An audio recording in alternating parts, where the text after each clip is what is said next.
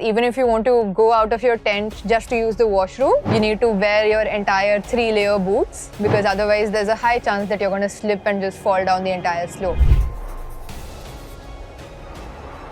And you're all on one piece of rope that is going up the mountain. So that tends to make a whole line there, and a lot of people tend to get stuck. So 9 lakh is just the permit Just cost. the permit cost. To go up to the Everest. So basically, the altitude at which the summit is there are jet winds that are blowing at 150-200 kilometers per hour. Your Sherpa always stays within 2 meters of you, and there were times where I couldn't even see my Sherpa who was walking just in front of me. Just 70 meters below us, the weather had completely changed, and they were caught in a huge blizzard. They didn't know where to put their feet. What are some of the times when you felt stretched?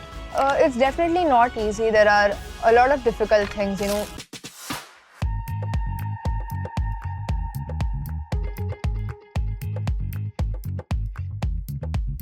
So guys, we have a very, very special guest today, Kaamya Karthikeyan. She's the youngest Indian to have climbed Mount Everest from the Nepal side. She's represented Maharashtra in the Khelo India Games and won a gold medal. She's top 5 in her class. She does Carnatic music. She's climbed 5 of the highest peaks in different continents. Let's talk to Kamya because it's extremely inspirational, the stuff that you're doing. So it's a pleasure to talk to you. Thank you for coming here. Same here. Thank you for having me. So how is it feeling after, this Everest climb? I think it's surreal. It took a lot of time for it to sink in that we've actually completed the climb and come. And it's been a dream of mine for the last 7 years. I trekked to the Everest Base Camp with my mother back in 2017. And since then, it's always been in my mind that I want to climb Everest someday. And So how old are you now and how old are you when base camp happened? I'm 16 now, about to turn 17 in August. And when I trekked to the base camp, I was just about 9 years old. So after the base camp trek, we climbed another peak in Ladakh, which was my first 6,000 meter peak. And just after that climb, once we came down from the mountain, this idea of climbing the highest peaks in each of the 7 continents came to us. It's called the 7 Summits. And Everest was the 6th of those 7 summits for me. So it's been a long and beautiful journey. So you have climbed 6 of the highest mountains across the world. Wow. And you're only 16 years old. Yeah. So मुझे थोड़ा आप बताएंगे कि Everest climb करने के लिए क्या preparation करना पड़ता है? How much time do you take to climb Everest? I think mountaineering जैसे adventure में training is not something you do just before the climb. बहुत सालों से consistently train करना पड़ता है. And our physical training usually consists of either running or cycling. And COVID के pandemic के बाद we started a new routine जिसमें हम हमारे 20 floors के building के stairs climb करते हैं about 10 or 15 times and usually with a backpack. So that helps us train a lot. And being in Mumbai, we venture out into the Sahyadris a lot of times in the weekends. So that gives us a lot of on-hand experience of walking in that kind of terrain as well. But my dad has always said, mountaineering is only 40% physical, 20% mental, 10% logistics, and the rest 10% is just up to the mountain, whether it lets you climb. So there's also a lot of mental preparation and research about the mountain that goes into climbing any peak. So how many hours a day do you spend training? It depends on how close we are to the expedition. So on a normal day when we're not looking at any expedition in the near future, it's about 1 or 1.5 hours every day. Usually either in the morning or in the evening, depending upon our schedule. But once we're closer to the expedition, then it goes up to maybe 2.5, 3 hours every day with 2 sessions each day. Wow. And the weekends, of course, are give us more time to do longer workouts and training. So when you say you're the youngest Indian Nepal side से, आपने emphasize क्यों किया Nepal side से and फर्क क्या होता है Indian side से नेपाल साइड से? So Mount Everest के 2 approaches हैं, एक नेपाल से है and one is from Tibet. So the differences are a lot in the climb. जैसे कि नेपाल साइड से खुम्बू आइसफॉल क्रॉस करना पड़ता है हमें, which is considered one of the most tough parts of the entire expedition. whereas Tibet side से आप base camp तक ड्राइव करके पहुंच सकते हैं और एडवांस बेस कैंप तक नॉर्मल ट्रैकिंग शूज़ में जा सकते हैं. आपको बड़े बूट्स पहनने की ज़रूरत नहीं है या क्रैम्पॉन्स स्पाइक्स पहनने की ज़रूरत नहीं है. whereas नेपाल साइड में सिर्फ बेस कैंप पहुंचने के लिए आपको 8 दिन ट्रैक करना पड़ता है. 8 दिन Yeah. base camp. So what's the terrain like? It's Can you just break down that terrain? Because Everest, अगर कोई गया नहीं है पहले Everest from the Nepal side, तो can we just talk a little bit about that? It's very beautiful.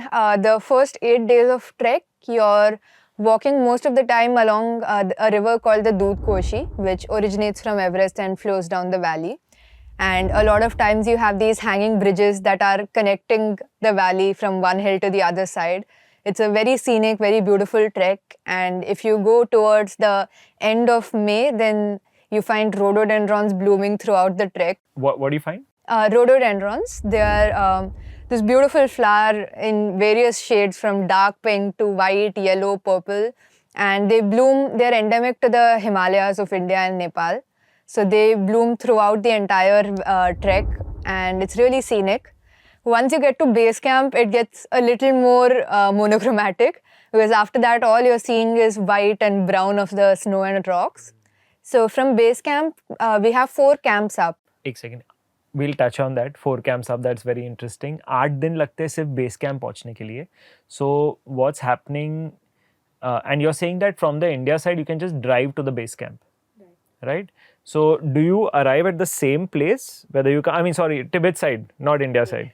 From the Tibet side, you can just drive to the base camp, and from the Nepal side, it takes you 8 days to go there. Do you arrive at the same place?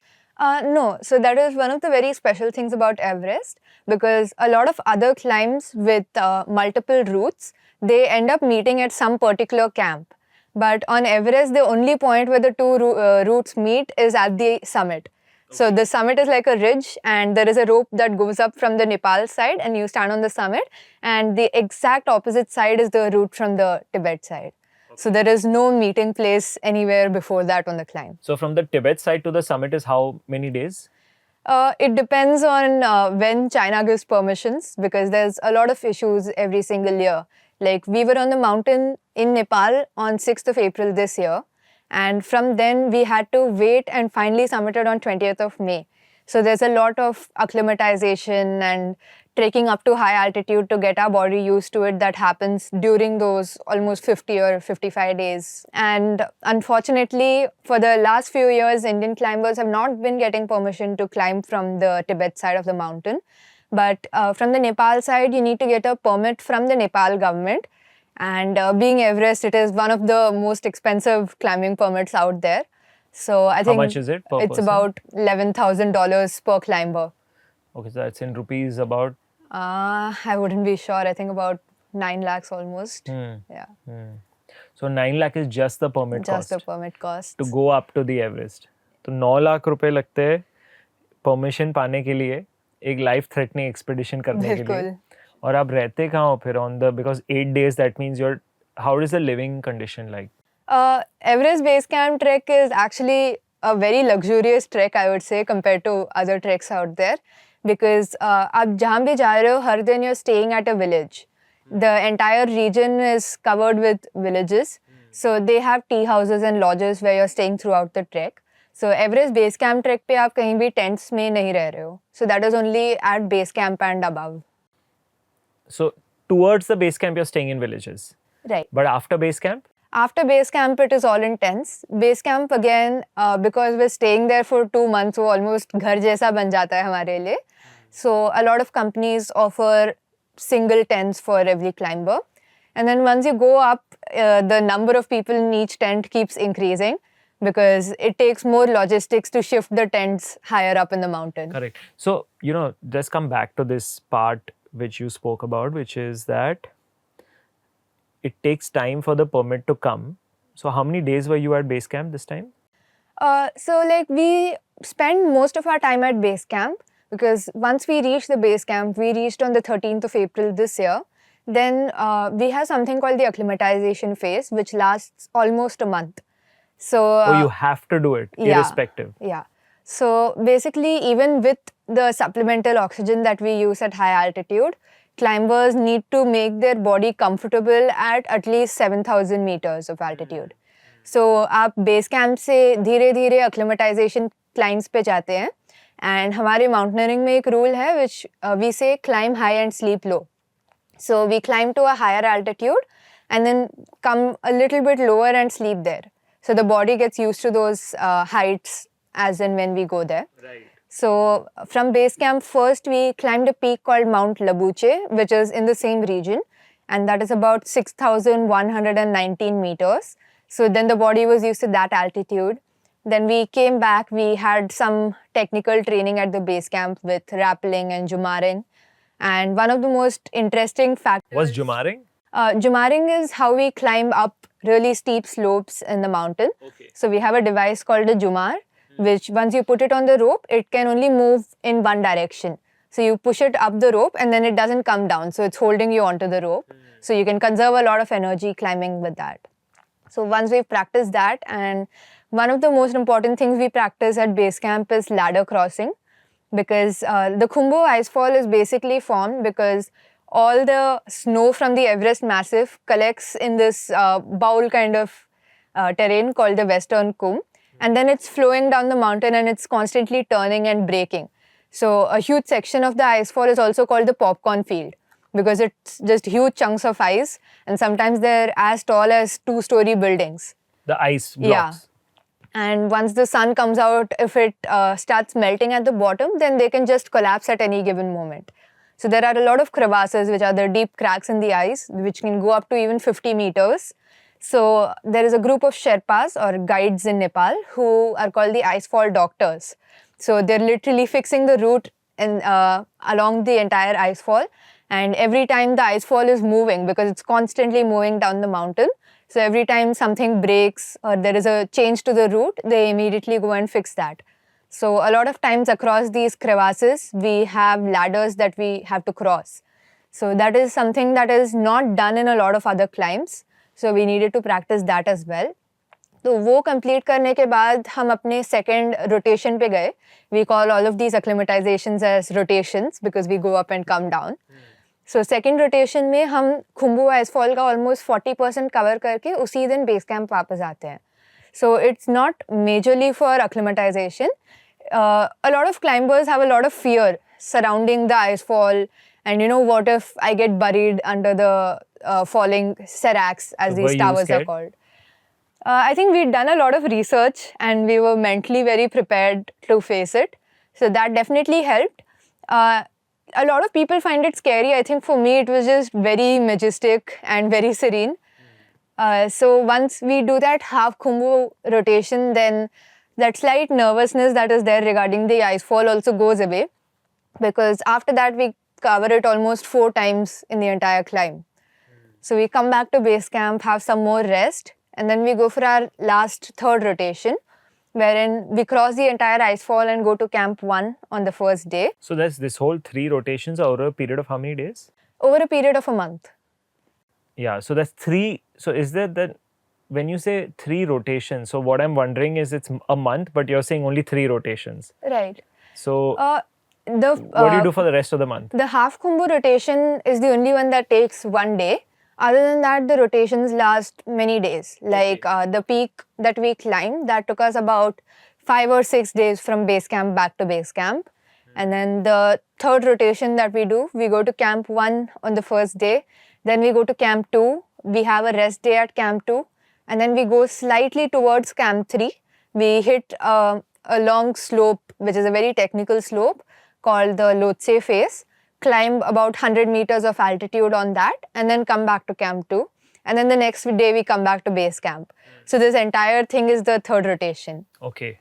And of course, once we're walking at that kind of altitude, the body gets tired very, very quickly. So how many rest days do you take between the 3 phases? I think after each acclimatization phase, we took about 3 or 4 days of rest. And what do you do at base camp when you're resting? Thankfully, in recent years, base camp has Wi-Fi, although it is again extremely expensive. It takes a lot of logistics for them to get it there. So we're able to constantly talk with our family back home and, be in touch with social media and other kinds of news and everything that's happening. But most of the time, we were free to go out and train at base camp.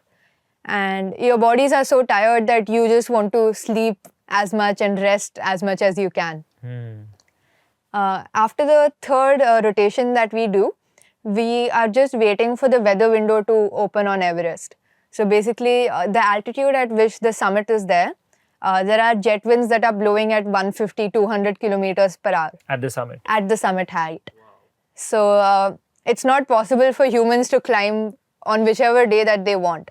There's only about 4 or 5 days in the climbing season where the jet wind moves above or away from the summit, and each team has a meteorologist who gives them information on when this window is going to open up. So we have to know that window and time our entire climb from base camp to catch that. So what is that speed of the wind that time? It can be anywhere from, I think, 40 to about 60 kilometers per hour. So imagine like a heavy Mumbai monsoon day into 3. Yeah. Okay. And it's even more tough because the amount of oxygen that you have there is already so less. So it definitely makes it much more tougher. And so yeah, we have to catch those 5 days. It's rare that you have perfect weather when you're going there, but you aim for the best that you can get. Yeah. So we got back from our third rotation on the 30th of April, and we knew that we wouldn't be leaving before the 12th of May. So we had about almost 2 weeks. So because the wind speed was too high. Yeah. So the meteorologist told you that you can't do it before the 12th of May. Exactly. So on the third rotation, you're waiting there for 12 days. No, we finished the third rotation and we come back to base camp. There were a lot of teams that went up to Camp 2, which is at about 6,400 meters of altitude, and they were waiting there for the weather. It has its pros and cons. It's easier because if you know the weather window is in 2 days, you can easily reach Camp 4 and go for the summit in 2 days. If you're at base camp, you'll need 4 days to go up to Camp 4. Okay, so hold on, let's break this down a bit. There's base camp. Right. There's Camp 2. There's Camp 1, but Camp 1 is a temporary camp which you only use during your acclimatization. You don't use it in the summit push because by then your body is strong enough to directly go from base camp to Camp 2. And base camp to Camp 2 is how many days? Base camp to Camp 2, we do it in 1 day during our summit push. And like the same day? Yeah, the same day. It's a very long day. Took us about, it's the same route. We go from base camp to Camp 1, but we don't stay there. We just rest for about 30 minutes and then carry on to Camp 2.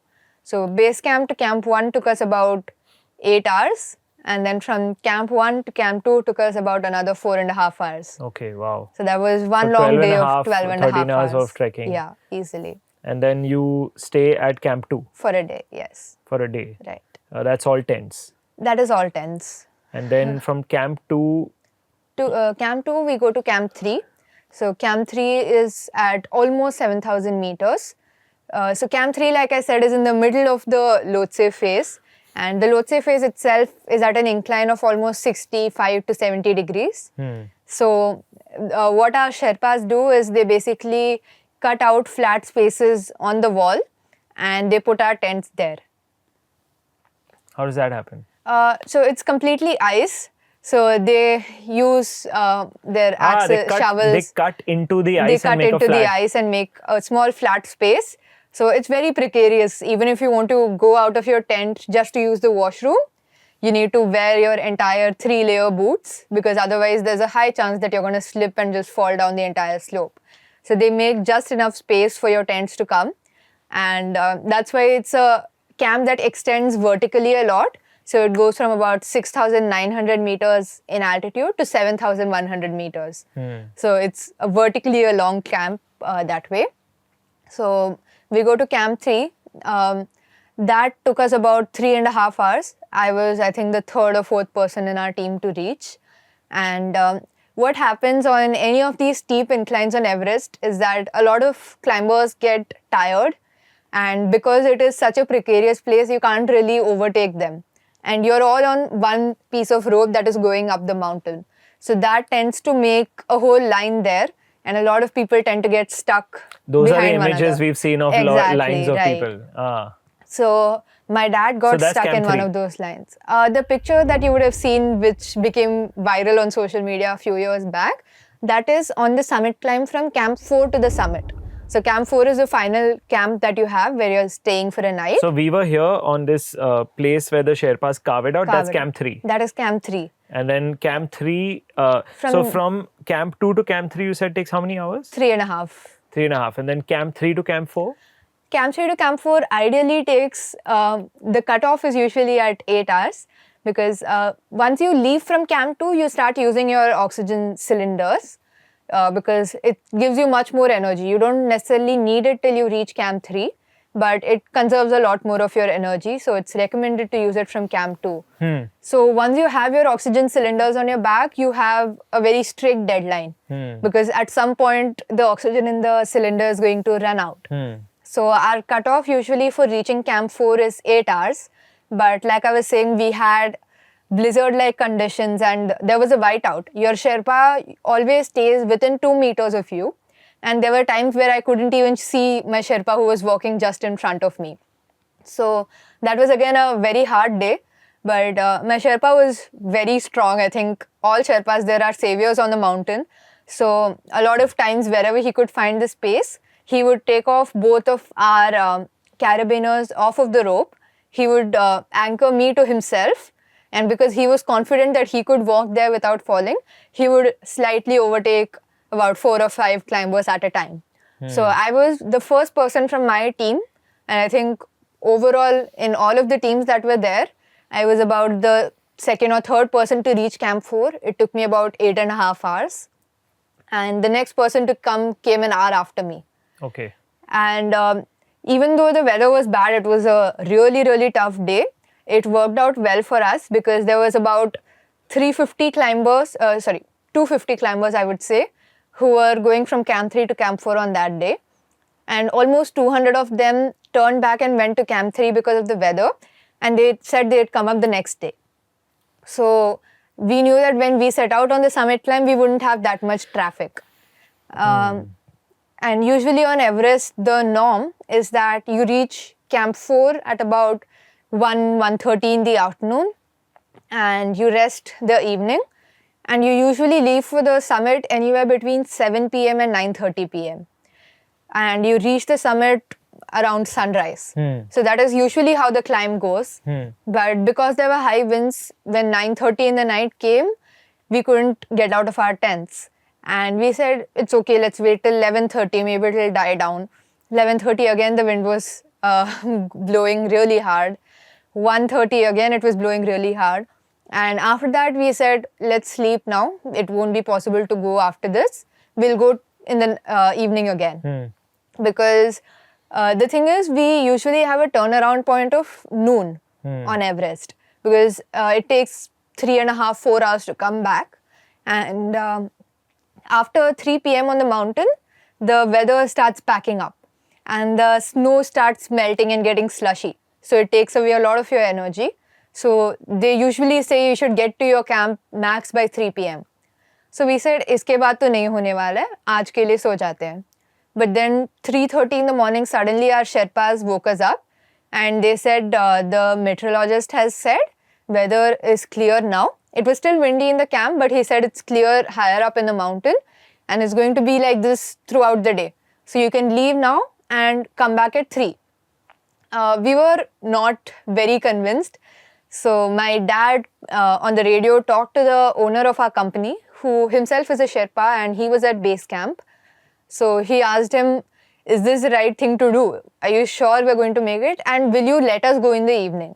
So he said, I'm not going to let you guys go in the evening because I don't want you to be stuck behind that line of 200 people who's coming up from Camp 3 today, because they'll be going on the summit today evening. So you can leave now. I'll extend your time till 3.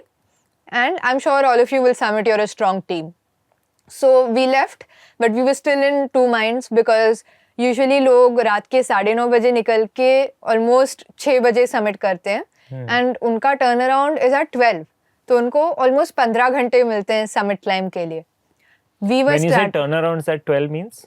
Turnaround at 12 is basically 12 o'clock. If you've not reached the summit, wherever you are, you turn back and come to Camp 4. Okay. You're not climbing above after that, because then the chances of you coming back safe is not good. So you leave at 6 o'clock in the evening and your turnaround is at 12 noon the next day. Yeah. So they get about 15 hours before they have to turn back. But we were starting at 3, not even 3. We were told to start at 3:30. We ended up leaving at only about 4:40. So we were leaving at 4:40 and we had to come back at 3. So your window was lesser. You have to get back by 12. Exactly. We had to turn around by 3. He had extended our window till 3. Exactly. Okay. So he said, the weather's looking good. I'll allow you to climb till 3. So instead of a 15-hour window, you had a 12-hour window. Exactly. So we still left, and again, it wasn't a very long line of traffic. It was just about 30 climbers, but my Sherpa took off our ropes and he walked all through it. And I think I was also feeling very strong. So I was following behind him, just looking down at wherever his foot was, just keeping my foot wherever his foot had been. And we climbed up, and I reached the summit after about 8.5 hours of climbing, which is considered a very good time for summiting Everest. And I reached at around 12:45, 12:50. And my dad and the rest of our team had gotten stuck in that 30 people line. So they summited about 1.5 hours after me. And at one point, by altitude, I was only about 50 meters or maybe 70 meters above them. And we were having really good weather. And my Sherpa on his radio got a message from another Sherpa who is with my dad.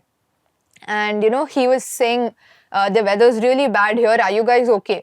And my Sherpa said, what bad weather? We were walking really comfortably here. And turns out just 70 meters below us, the weather had completely changed and they were caught in a huge blizzard. They didn't know where to put their feet. Whereas the Sherpa who was at front, there were about 3 climbers and their personal Sherpas climbing together in a line. So the Sherpa who was at the front took a step and kept his leg, and his leg started sliding down. And they could barely see. So, they were scared to go anywhere, and it was snowing, so their rope had gotten buried. So they didn't know which way the route was. So they were stuck in that same place for about 15 minutes. So, we just happened to be lucky that me and my Sherpa had gotten past that point before that could happen. So they summited about an hour and a half after us, and we got back to Camp 4. So you were on the summit for 1.5 hours? No. I think usually I was much more lucky than people who summit Everest normally, because I got to spend about 20 minutes on the summit. My dad and the rest of the team... Tell me, what's it like on the summit when you're there? It's amazing. I think when I first got there, I didn't believe that it was the summit. I thought summit ke liye aur 1-आधा घंटा chalna padega at least. So I asked my Sherpa, Dai is elder brother, how you address elder brother in Nepali. So I asked Dai, are you sure yahi summit hai? But it was amazing. I was really, really happy. And I had asked the same operator who was at base camp if once I reached on the summit, he could call my mom and put it on speakerphone for me on the radio. So he did that for me, and I could talk to her from the summit. So it was just amazing. So what do you see there? Unfortunately for us, it was a whiteout. Okay. So we couldn't see the view of all the other mountains that you can see from there. But we did see a very beautiful panorama when we were walking back, and it was sunset. You can see all the other peaks. There are 14 peaks above 8,000 meters in the world. So you can see about 3 or 4 of them from the Everest massif when you're walking back. Which are those? You can see Mount Makalu and you can see Mount Lhotse.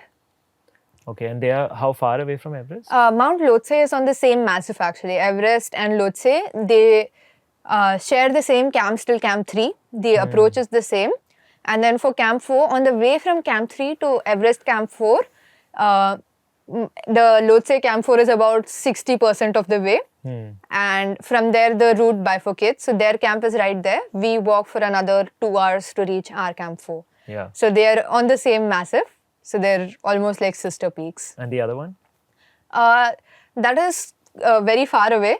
But, you can still see it because the peaks surrounding it, as high as they may be, you can see an 8,000 meter peak because it just stands out and it's really majestic and beautiful. And what got you into this mountaineering? It's not something at this age, at age 9, you said first time Everest Right. Base Camp, parents के साथ गए आप. So your parents are mountaineers? My dad has always been into all kinds of adventure. He was into skydiving, he's done scuba, and he always wanted to do mountaineering. So he's in the Indian Navy, and when I was about 3 or 4 years old, we were posted in Lonavala. And we used to go on small trails as a family, of course. But at the same time, he started going for his basic mountaineering and advanced mountaineering courses. And then he started leading naval expeditions in the Himalayas. So he used to be gone for 1.5 months at a time.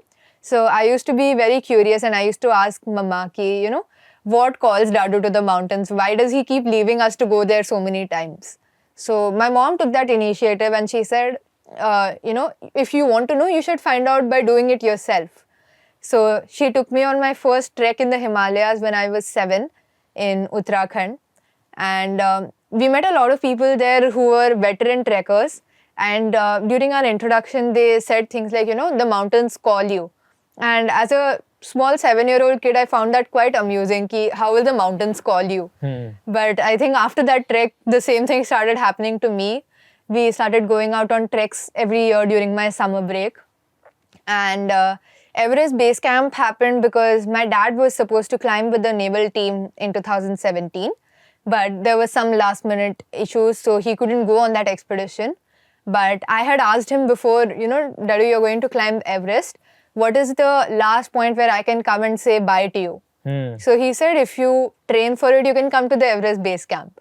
So he figured that, even though he wasn't going, he wanted me to have that experience. So my mom and I went on the trek. And after that, it's just, we switched to mountaineering after that, graduated to mountaineering, in fact. And after that, the 7 summits have started. So nice. And, this thing, what you're saying, mountains call you. Can you explain that feeling a bit? I think the only way I can describe it is it's like an addiction. Because once you're in the mountains, especially the lower Himalayas, they're so beautiful. There's so much greenery. The trails are really amazing. The people are so welcoming and warm. And the kind of bonds and friendships that you make in just a 5-day trek that you do stay for over a lifetime. The first trek that I went, the WhatsApp group with all those people is still active. Whenever we go to the same city as them, we go meet them. We still have that kind of bond. So I think it's really a wonderful community. And after a point, if you've not done it for a long time, you just want to go there and experience that again. You're making it sound very easy, all of this. So, which is nice, which is good. But is it really that easy, or, what are some of the times when you felt stretched? It's definitely not easy. There are a lot of difficult things, physically, of course. Like we climbed Mount Denali, which is the highest peak in North America. We climbed it in June of 2022. And that was a very different experience for me because there are only 7 companies which are allowed to run guided expeditions on Mount Denali. And none of them were ready to take us because I was just 14 years old, because I was a girl. And they also had a stigma against Indian climbers. So we had to go on an... Why did they have that stigma? They had a few bad experiences with climbers who weren't as prepared. And they came on the climb and they weren't able to, handle themselves. Right. So they'd formed that bias against the Indian climbing community altogether. So we had to end up going on an unguided expedition. So it was just me and my dad and 2 other climbers from Maharashtra whom we'd met previously on another climb. So we had to go by ourselves without a guide. And which country is Mount Denali in? Mount Denali is in... it's in the US. It's in Alaska. Okay. So we fly to a place called Talkeetna. And from there, they have a special aircraft which has skis as landing gear. So they drop us directly onto the Kahiltna glacier there. And we start climbing from the glacier. So it's a very tough climb because there is obviously no guide with our team and there are no porters. So our entire expedition load for about 20 days. So all of our clothing, our equipment, food, fuel, tents, all of this had to come just with us. So we had a 20 kg backpack, and we also had a sledge which weighed about 50 kilos, which we had to pull through the glacier. Oh. So it's physically very challenging, and we had to train a lot for that. So it's way more challenging actually than Everest. I would say physically, yes. And there are different aspects, that expedition was 20 days. Here you have to endure that kind of thing for almost 2 months. But Everest, being the highest point on earth, is definitely much more well supported. But finally, you're walking on your own feet at that altitude.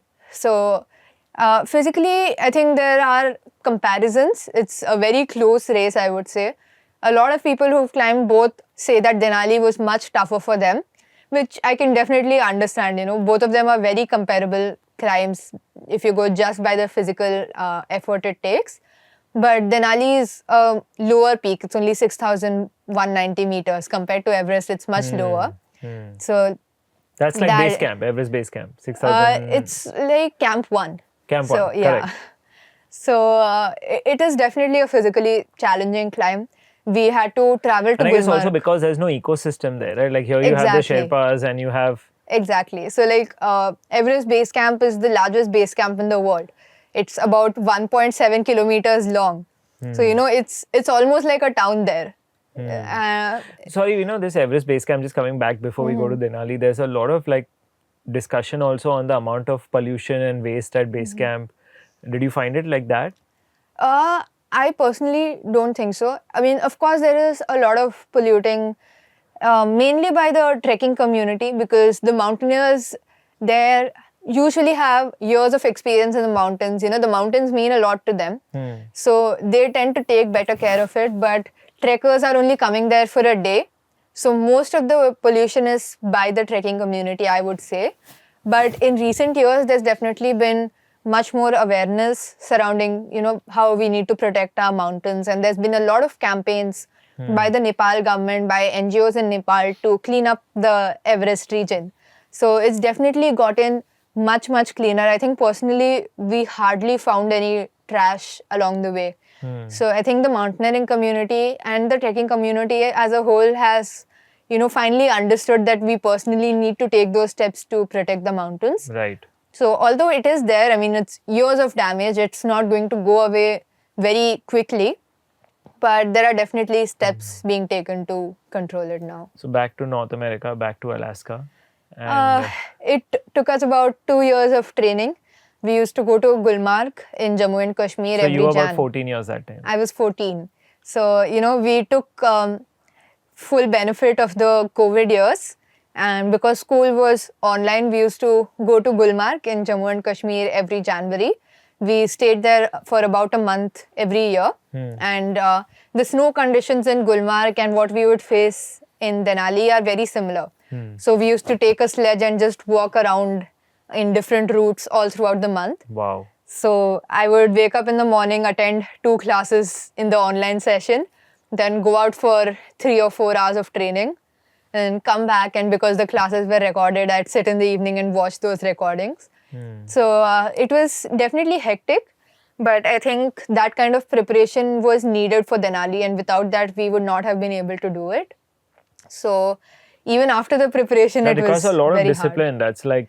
It does. There are a lot of things you feel like you miss out on.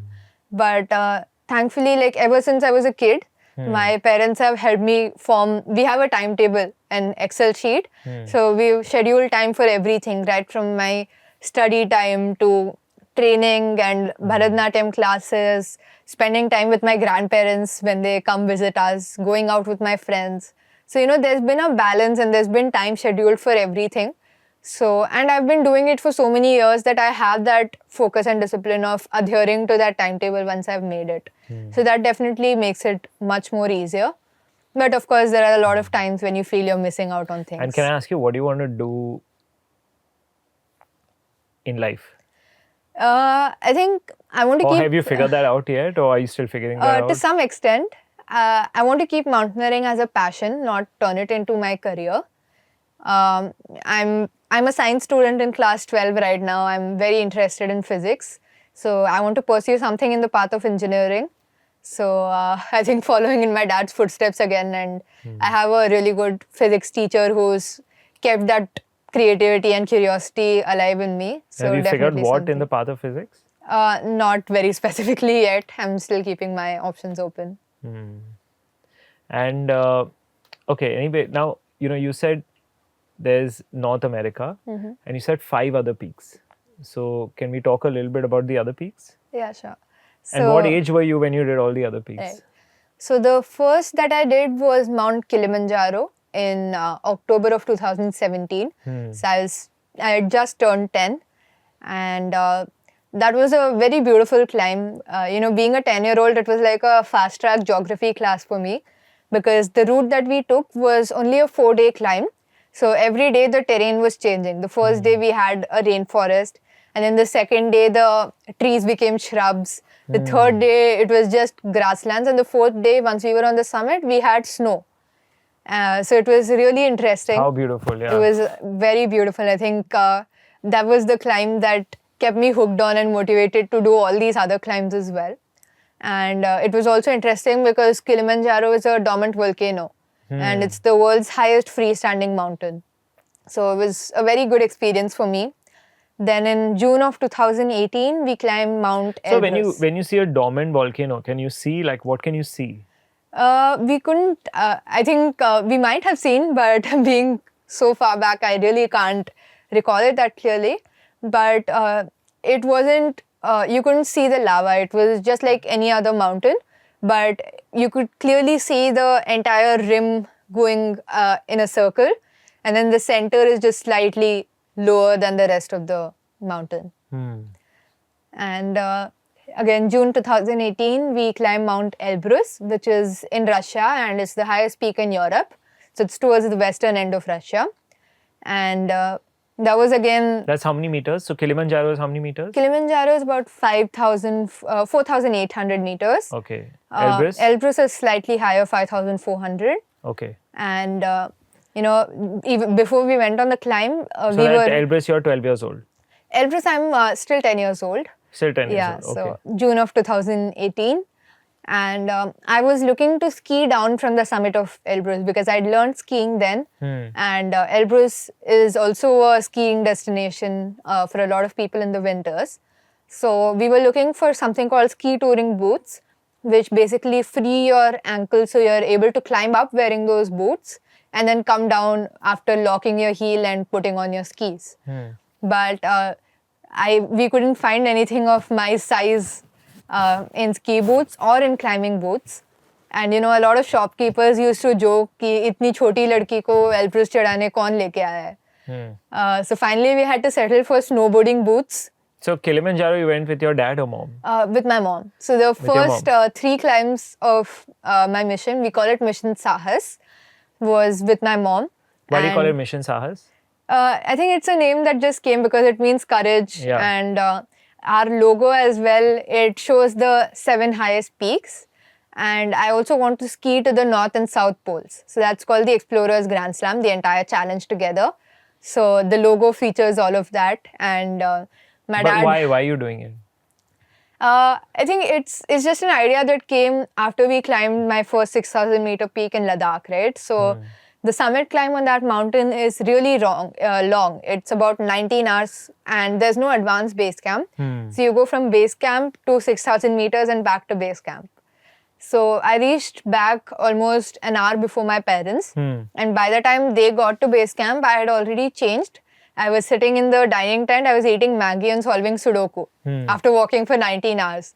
So, my dad was curious and he came and asked, Kamya, do you realize you've just climbed higher than the highest point in 4 of the continents? And then my immediate response was, can I climb the other 3 as well then? So that is how we came up with this idea of Mission Sahas. It wasn't something that, we planned for the records. So that's how it started out. And we climbed Mount Elbrus wearing the snowboarding boots. And it was a sight to see. We were sitting on the summit and 2 people changing my boots over to the ski boot. And then we skied down from the summit. And it was How long does it take to ski down from the summit? The ski down made it very fast. So usually for people to walk down, it takes about, I think, 4.5 to 5 hours maybe. but with the skis you can reach back in maybe less than an hour. Wow. So it is definitely easier. It's a bit of a risk. You've really seen a lot of life, like, all of this. Definitely. And must be expensive to do all this. It is. Till the first 3 climbs of my mission, my parents were self-sponsoring it. But after that, the expeditions, once you move to the bigger mountains, get much more expensive. So we've had a few sponsors reaching out to us. For Everest, I was lucky that we got quite a few sponsors. So what kind of companies would they be? I think my major sponsor was Tata Steel Adventure Foundation. And they send a lot of people on Everest expeditions for the last many years. Every year, they've been sending at least one person to climb Everest. So they select a person exactly. with the right story. And but do they fund your father's expedition also and your expedition, or just yours? I think the funding was for me, the sponsorship was for me. But since we're both climbing together, it becomes double the cost. So our sponsorship requests were so that they would cover both our expeditions. Right. So we got almost 33% of our sponsorship from them. We got a lot of sponsorship from an air compressor company based in Coimbatore, who have a project to keep the Indian flag flying high always constantly with their compressors. So that is how we connected with them. They said your mission is trying to put the Indian flag on all the highest summits of the continents. So they gave us a lot of sponsorship. Winding Wires company. So what's the Coimbatore company's name? They're called LG, and one of their joint ventures called LG SOAR. So they gave us about, again, 10 lakhs of our sponsorship. There's a Winding Wires company in Mumbai called Precision Wires who sponsored another huge part of our expedition. So, it's just been people from all types of companies coming forward to support my mission. It's made it a lot easy. But the last... And they don't expect anything in return. They're just doing it. For a lot of them, it's part of their CSR. But I've also been... I went to the Tata Steel Adventure Foundation in Jamshedpur, gave some talks to their students about my entire experience and my mission. We did the same for LG in Coimbatore. So, it's not something that they've expected, but I think... it's a nice to do. Yeah, we've always believed that the whole point of doing these adventures is to collect stories and memories and share them with other people. So it's been something that I've liked doing, especially in, schools and for younger children. So it's... And with respect to school, what happens at your school? Like, how do your classmates see you? I think for them, I'm just any other student. Of course, they are very supportive of what I'm doing. Because you're not in school for so many days. For a lot of times, yeah. I think it's a lot of mixed views, my friends are very supportive. Whenever I need help with, a lot of catching up and studying things again, they're really helpful with that. But then there's also people who are like, you go out for expeditions and you miss your exams, must be so fun. So it's a mixed bag. But I think... And as a Navy kid, you're moving around a lot? Or now you're stationed more in... I think we've been really lucky, even being in the Navy. People move around every 2-3 years. I got to spend 8 years in Visakhapatnam and then 5. This is our sixth year here in Mumbai. In Navy Nagar. Yeah, in Navy Nagar in Colaba. So it's given us a lot of stability, and I think Visakhapatnam and Mumbai both were good places for us to train as well. Lots of hills around. So it's given a lot of a good environment to kind of keep the mountaineering passion going. And what kind of a school do you go to? So we have a Navy children's school in the major stations where naval so personnel the kids are all disciplined. Yeah. It's not like... and I think more so because people get transferred in the middle of sessions. So all of our schools follow the same syllabus in the same pattern. So the students who come in the middle of the session don't end up missing a lot of things because of their shifting. And it's also, again, a student community for us as well, because if you go to any naval personnel and ask them about some other person that they may know, there is a 90% chance that they're going to know them. So that's, I think, the case with us as well. because it's such a close community, people end up meeting at some school. I'll know someone from 6th grade, someone from 4th grade, and they must have met at a 3rd school. So it's like our own community that we have. That's how Navy life is. Yeah. Nice. And, so you were coming to the companies which supported. So the first time you got the support was for? Mount Aconcagua, which is the highest peak in That's the South 4th America. expedition. That was our 4th So expedition. this was after Elbrus. Yeah, after Everest, me and my mom did the climb in Australia. It's Mount Kosciuszko. It's 7,000 feet. So that was also self-funded. That was also self-funded. That is not a very big mountain. It's only a one-day hike up and down the mountain. So that was self-funded. But Aconcagua in South America, it's the highest peak outside Asia, outside of the Himalayas. It's 6,962 meters. It's a huge climb and a lot of logistics that go into it. So we got sponsorships from a lot of connections and from a lot of family members for that climb. So we were able to do it. Again, for Denali, a few companies had reached out. We got some support from our family and friends, and we could go on that climb. For Everest, I think it's the first climb where a huge for chunk, corporate sponsorship. Exactly, a huge chunk of our climb was covered by So if sponsorship. you say cost of Everest was about 30 lakh.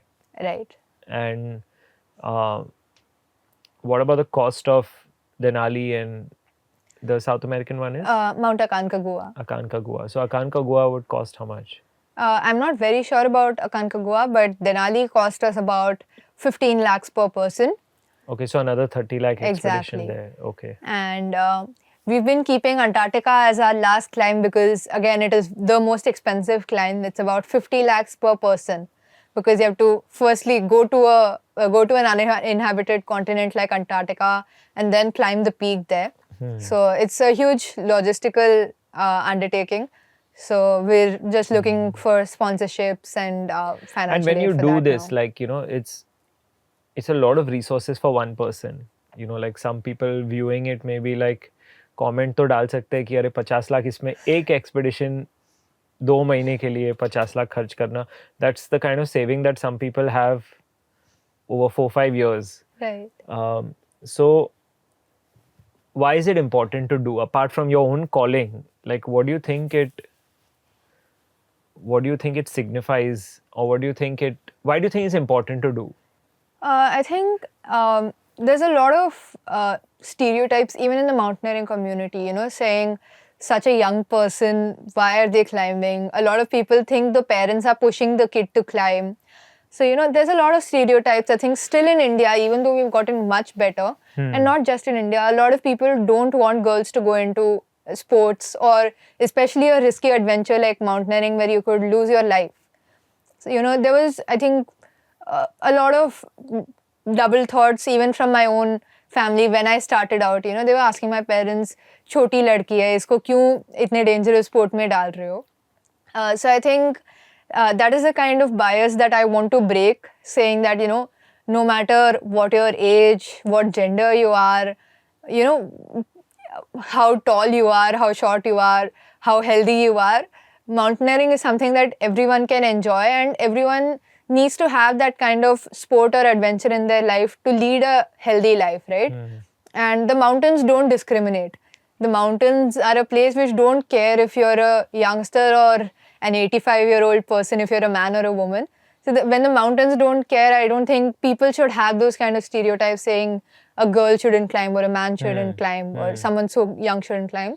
So I think it's a lot about encouraging people to take to adventure, and specifically to mountaineering, because like I said, in Denali, a lot of people had a bias against Indian climbers. And as a kid, I found it very weird, I was like, the Indian Himalayas are in our country. Some of the best, some of the most beautiful mountains are in our country. How can people say that we don't have good mountaineers? So I think that is the kind of perspective I want to change and tell people that Indian climbers are really good and can do big things. Superb. And, like you're doing this, so you've spoken a lot about your dad, a little bit. You've touched upon it, but you also climbed with your mom. And what I find rare is that you've done 3 summits with your mom, 4 summits with your dad. Tell us a bit about your mom. I think she has been one of the most important people in me becoming a mountaineer, because if she had not taken me out on that first trek in the Himalayas, my question of why does dad go and climb mountains would have just remained there. It wouldn't have, become something else, become a passion. So I definitely owe a lot to her. And it wasn't that she just said, when you become bigger, you should go on a trek and find out. She went one step further and she involved herself in that journey with me. She used to go on treks with me. And she used to really take a lot of time out to come on these treks, to train me and take care of me on these climbs. And she's become a mountaineer for me and alongside me. So I think she's been a very important part of my journey. So all of you climbing 20 stories, all 3 of you every day? I think now she is more of a trekker than a mountaineer. She enjoys being in the lower Himalayas. So she's more of a walker than us. So her training, her physical routine goes on separately. And she's more into trekking, like I said. But there are times when we've trained together and we go on our treks in the Sahyadris together. And your dad is in the Navy. So what does he do in the Navy? My dad's a submariner. So he's been posted on a lot of submarines, and now that he's a bit more senior, he looks into more of the... What's a submariner? They work on submarines which go underwater. Oh, so submarines. Submarines, yeah. Okay. You say submarine, okay. Yeah. Okay. So... that's the right way to say it. Yeah. It's I think, a huge difference for him from under the sea to the top of the world. Wow. So, but he says there are a lot of commonalities between staying in a submarine and going on an expedition. Like, you're staying in a confined space. You're out there for long durations at a time. So he thinks that it's something that feels very natural to him. So interesting. Like, he would be one of the few people who would be like going to the depths of the earth and the heights of the earth. Definitely. I think he says the submarining community, it's a very, very small community. Even when he meets someone who's been a submariner, not in the Indian Navy, but some other country's Navy, they instantly connect over a lot of things. So it's definitely a special part of the Navy. Okay. So he's been there for almost 25 years now. I think he joined immediately after he left from school. It's like the NDA entry, but they used to have a naval engineering college course before. So he joined through that, and he's been in the Navy ever since. Superb. So, what was interesting to me is when you said that I want to keep mountaineering as a passion. But would you call yourself right now a sports person, an adventurer, a mountaineer? I think all of those titles somewhere mix in, because mountaineering it's not an audience sport. It's not something where a lot of people who are not doing it, they don't get to see it like we see it, when we're on an expedition and in the mountains. Definitely adventurer, mountaineer, sports person. I would say someone who's becoming a sports person with ski mountaineering. I've just started out. I participated in the Khelo India Winter Games, like you said, this year. So I hope to, improve myself in that and maybe someday get to represent India. So what are the Khelo India Winter Games and where are they held? So Khelo India Winter Games started alongside the Khelo India Games that our Honorable Prime Minister inaugurated. So they're held usually in Jammu and Kashmir, but this year they were held in 2 different places for different sports. So the ski mountaineering, which is the sport that I participate in, the alpine skiing, which is the normal downhill skiing that we see, and cross-country skiing, which is more of an endurance sport. These 3 are held in Gulmarg in Jammu and Kashmir, and the ice skating and ice hockey competitions were held in Ladakh. Okay. So I think within Jammu and Kashmir, the venue changes. It's changed maybe just once or twice. but usually Gulmarg is the ski destination. So you and ski mountaineering, which means you mountaineer up and then you ski down. Right. Like what you did in Russia. Kind of like what we did in Russia. We were trying to find the touring boots with which we could have done this, but unfortunately they weren't available. But here what we do is we wear our skis with a special skin which sticks onto the bottom of the ski. So that gives us friction to climb up the slope wearing those skis. Oh, you're wearing skis and climbing up the hill. How do you do that? So the skin, it has, how do I put it? It has spikes, I would say, of cloth which are facing in one direction. So when you go up the slope, it is on the smooth side. But when you're trying to push down, the slopes, the spikes act against the slope and basically stop you from slipping down onto the slope. So you climb up wearing that skin and you have your heel released. How do you climb with skis on? You release your heels. So the ski mountaineering skis are slightly different from the usual ones. So you only have your toe connected to the ski and your heel is free to move. So you're almost walking. It's obviously a little bit trickier. Yeah, because even if your heel is connected to the ground, your forward of it has got a ski. Right. So the back side of the ski is not there. The back side of the ski is still there. It's just that your heel is free to move. So you're making the same walking motion, but you have the ski so that you can take slightly bigger steps.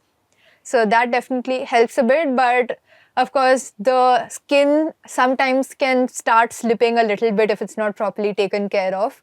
So that is the only thing that makes it difficult. But what I understand is you climb up a mountain wearing skis. Right. And then with those same skis, you ski down. Yeah, so once you're on top, there's usually a flat space and there you remove the skin that you were wearing. You clip your heel back onto the ski.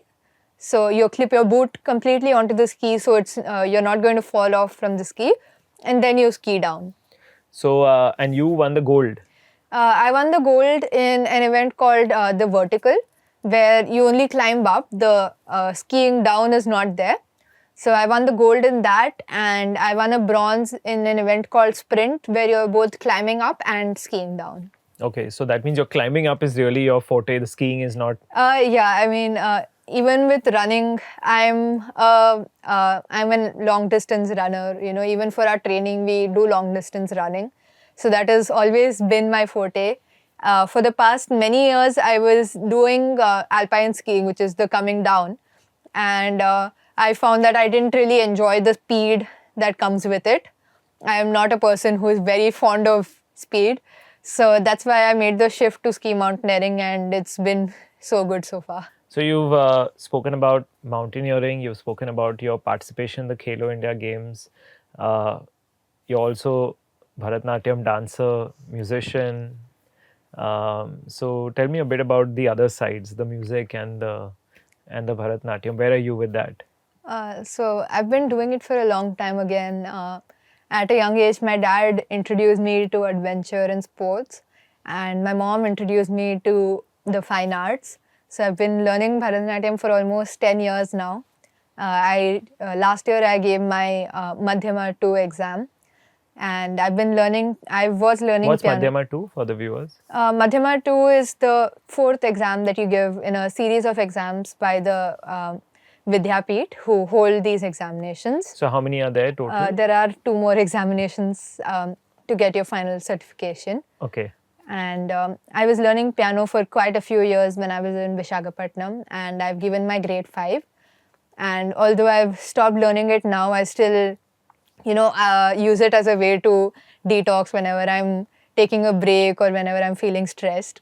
So I've always been playing the piano and the keyboard. And guitar I've learned for quite a few years, I think about 5 years now. I've given my grade 2 examinations.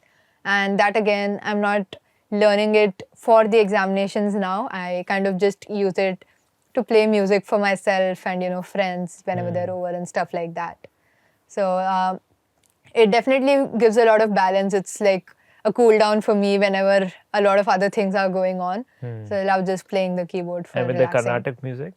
Carnatic music, again, I've learned for about 8.5 years. I've been lucky to give a lot of performances when I was in Visakhapatnam. and participated in a few competitions when I was there. So I think I've always loved doing it. I've taken online classes from my teacher, Guru, who is in Visakhapatnam after I shifted here. I think all of them have been a very important part of my life, and that's why I've been able to continue them even though the training keeps getting harder throughout the years when you're climbing more difficult peaks. And the academics, of course, once you start going to senior classes, it starts getting tougher. But these things have been equally an important part of my life, like mountaineering has been.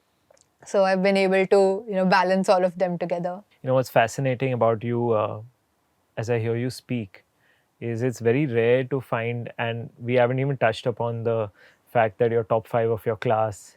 So it's really fascinating to see how you have the intelligence to process all of the stuff that's happening in your class, the willpower with the mountaineering, and the creative side. And I guess with creative side also comes the emotional understanding. Definitely. So I mean, I just hope you go on to do whatever that you need to do. Right. And I'm sure that you're going to do some wonderful things and Thank do you so amazing things for much. so many people. Hopefully. But it's so fascinating to hear, and with the grounded approach that you have, to hear how you're looking at life, to hear how you're living your life, actually, not even how you're looking at life. Because what I like about what you've just shared with us is how you're just living your life. You know, there's no like big words about, oh, I'm doing this. I think that kind of being grounded comes from mountaineering, because a lot of people think when someone stands on the summit, they feel I've conquered the mountain. I think quite to the contrary, whenever we go and summit a peak, it's more of a feeling of awe and humbleness. And you realize that you're just a speck compared to the mountains. So I think that's one of the most important things that I've learned from mountaineering. Yeah. Anyway, thanks for sharing all of it with us. Thank you so much And for having me. it was wonderful to hear everything that you shared. Thank you. Thank you.